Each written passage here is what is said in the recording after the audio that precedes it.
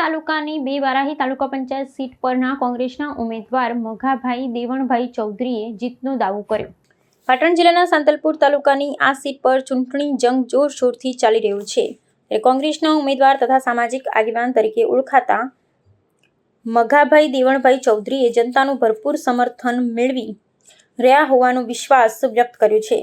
તેમણે જણાવ્યું હતું કે વિસ્તારમાં વિકાસના મુદ્દાઓ, લોકસેવા અને જનકલ્યાણના કામોને પ્રાથમિકતા આપવામાં આવશે અને મતદારોનો સારો પ્રતિસાદ મળી રહ્યો છે, જેને કારણે આવનારી ચૂંટણીમાં બે વારાહી તાલુકા પંચાયત સીટ પર જીત નિશ્ચિત થશે તેવી આશા વ્યક્ત કરી છે। મઘાભાઈ દેવણભાઈ, ગામ ફૂલપુરા।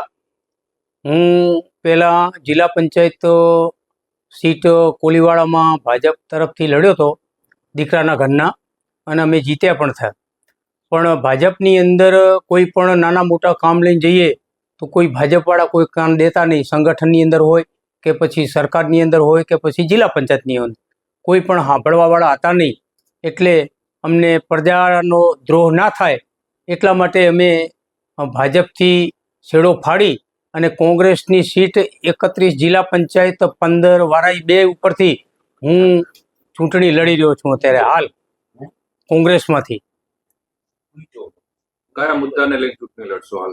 હાલ જે નાના મોટા કોઈ પણ વિકાસના કામો છે, પછી જે એમની જે નીતિ છે જેને કહીએ આપણે તોડફોડની, એના અનુસંધાને મને યોગ્ય ના લાગ્યો એટલે હું આ ચૂંટણી લડી રહ્યો છું।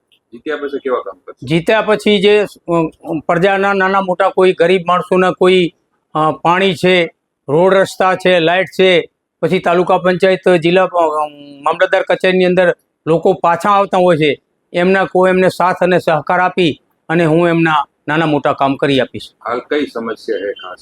હાલ મોટામાં મોટી સમસ્યા છે કોઈ સાંભળતું જ નથી પહેલે પ્રથમ, અને ચીટણીયા એટલા બધા વધી ગયા છે તો લોકો પણ એમનાથી ગળે આવી ગયા છે। શું નામ તમારું? મારું નામ ચૌધરી મઘાભાઈ દેવણભાઈ।